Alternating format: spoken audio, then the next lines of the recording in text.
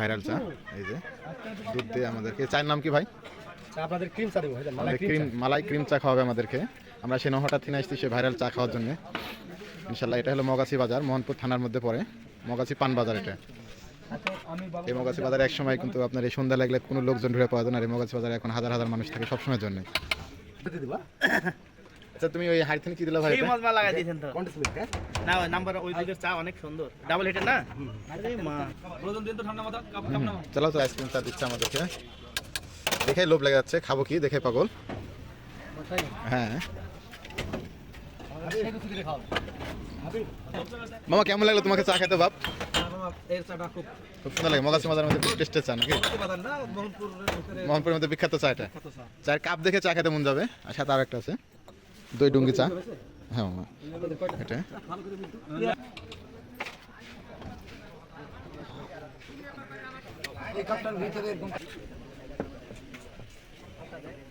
তিন নম্বর ওয়ার্ডে তোর হলো 277 ভোটে পাস করে, 177 ভোটে। দোকান কয়টা থেকে কয়টা খোলা হয়? আর আনুমানিক দুধ কতটুকু যায় ভাই আপনার এখানে? 30 কেজি। 30 না 30 হ্যাঁ দেখে আপনার একবারে জিভে পানি চলে আসছে। মালাই চা আর আমার শাশুড়ির। হ্যাঁ দুলা ভাই এই তো খবর ভালো। চা খেতে এসেছিল ভাই।